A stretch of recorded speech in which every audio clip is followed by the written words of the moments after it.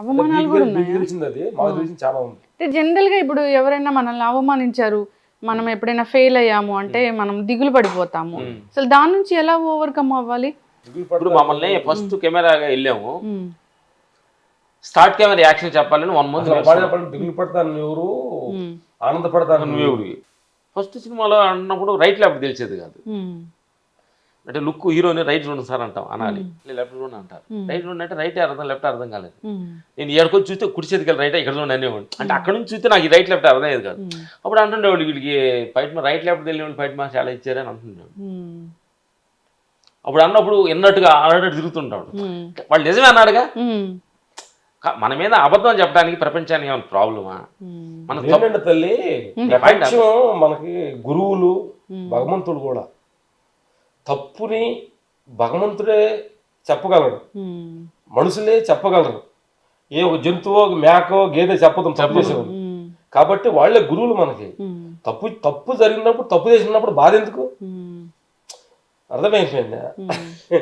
ఒక తల్లిదండ్రులు పిల్లలకి తప్పు అంటే ఓర్చుకోలేరు, పక్కోళ్ళు తప్పు అంటే మనిషి ఓర్చుకోలేరు. సరే ఓని దాంట్లో నిజం ఉంది, తప్పు అన్నారు అంటే పాజిటివ్ గా తీసుకొని, నిజం లేదని నువ్వు అనుకోవడం అహంకారం. కాదు తల్లి, అవతారు నేను తప్పు అన్నాడు అంటే అతను నిజమంటేనే నన్ను అన్నది. నిజం లేదనుకోవడం నీ పెద్ద అహంకారం, అదే పెద్ద. ఓహో, అతని దృష్టిలో అలా నేను కనిపించానా?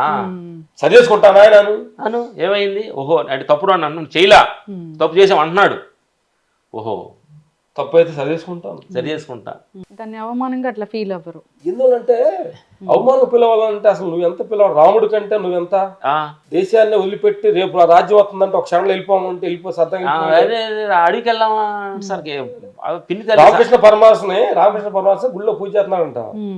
ఎవరో వచ్చి ఆవిడ ఇన్ఛార్జ్, గుడి ఇన్ఛార్జ్ మించులో వచ్చేసి రామకృష్ణ తప్పు చేసి వెళ్ళిపోందంట. సరే అమ్మని సాపట్టుని తీసుకెళ్తున్నాడంట.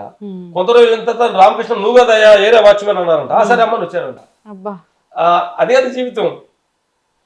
పాజిటివ్ తీసుకోవాలి. పాజిటివ్ లోనే భగవంతుడు. పాజిటివ్ గా ఉండేవాళ్ళే భగవంతుళ్ళు, పాండవులు. అయ్యా 5 ఊళ్ళు నో అన్నారు వాళ్ళు. ఇప్పుడు మన పాండవులు దేవుళ్ళు అంటున్నావా, దుర్యోధనుడు అంటున్నావా, అర్జునుడు, రావణుడు అంటున్నావా, రావణాసురుడు అంటున్నావా? అదే అందుకనే పేషెన్సీ ప్రాబ్లం. భగవంతుడికి మనిషి తప్పు చేయలేదు అందాక నీకు తెలియపోతే నువ్వు ఎందుకు బాధపడాలి? నేను పుట్టించిన భగవంతుడు, ఆయన తెలీదా? శిక్షిస్తాడు. నువ్వు ఇచ్చేది నేను తప్పు చేయలేదు, తప్పు చేసాం అన్నారు. అప్పుడు ఆయన తెలీదా? మీరు ఎక్కువ గాడ్ ని ఎక్కువ బిలీవ్ చేస్తారా? ఎంత బిలీవ్ చేస్తారు? ఎంత బిలీవ్ చేయడానికి ఆయనకి ఏమన్నా రూపాలు, వెయిట్, తూకం వేస్తేనంటే ఆకాశం అంటే పెద్దది కదా అంత అనుకో, భూమి అంటే పెద్దగా అంత అనుకో. ఏ దేవుని పూజిస్తారు రామలక్ష్మణ్ గారు? ఏ దేవుని పూజిస్తారు మీరు? ఎదురుగుండా దేవుని పూజిస్తాం. మిమ్మల్ని మీలో ఉన్న చైతన్యాన్ని, నాలో ఉన్న చైతన్యం, ఆయనలో ఉన్న చైతన్యం. ఎంతమంది ఉన్నారు కదా, 100 మంది మధ్య దేవుళ్ళు ఉన్నారు. ఏంటంటే తల్లి మేము చైతన్యం ఒకటే. అమెరికాలో ఉండ చైతన్యం వేరా, పాకిస్తాన్ లో చైతన్యం ఉండేది వేరా, అక్కడ గాలి వేరా, అక్కడ గాలి వేరా, నీరు వేరా, అక్కడ భూమి వేరా.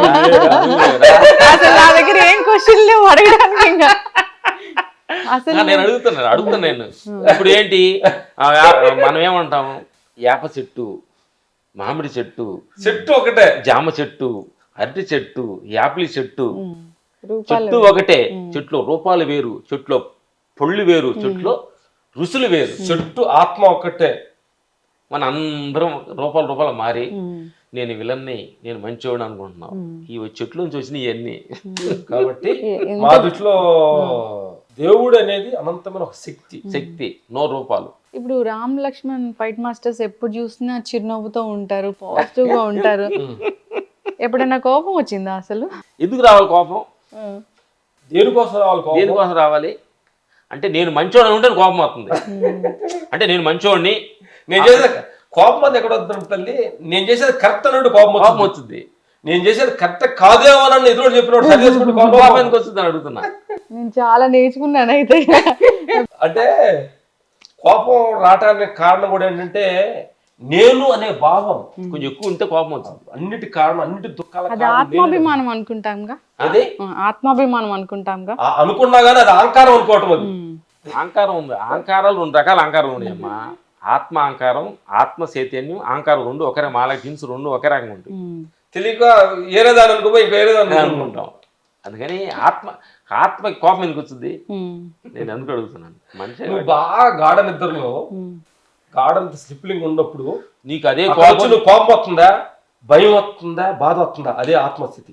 అదే అక్కడ ఎవరైనా నేను తిట్టినారు అనుకోండి, ఆ నిద్రలో నువ్వు వేస్ట్ అని తిట్టాను ఆ టైంలో 100 కోట్లు లాస్ అయిపోయింది అనుకో బాధపడతావా, 100 కోట్లు వచ్చింది అనుకో ఆనందపడతావా, అది భగవంతుడి స్థితి.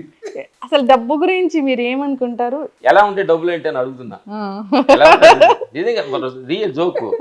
చాలా డబ్బులు కొత్తగా వచ్చిన వాళ్ళు మాకు తెలియదు, అసలు ఎట్లా తెలియదు, సంతకం పెట్టడం తెలీదు.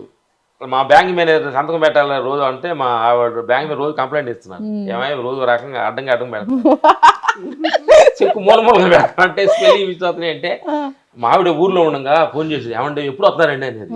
ఏంటి మా అంత ప్రేమ అనుకునేవాడు, లేదా చెక్కు మీద సంతకాలు పెట్టలేదు. అందుకని చెక్కు మీద సంతకాలు మా ఆవిడ అన్నింటిలో కల్లా డేంజర్ ఈజ్ డబ్బు, అన్నింటిలో కల్లా పేరు ఈజ్ డేంజర్. చాలా సంపాదించుకున్న తర్వాత ఇలా ఎవరైనా చెప్తారు, ఏది డబ్బు సంపాదించుకున్న తర్వాత. మాకు ఇప్పుడు తెలిసింది, ముందెక్కి సంపాదించుకుంటే వచ్చిన తర్వాత దాంట్లో తీసుకున్నాం, అందుకని దూరంగా ఉన్నాం.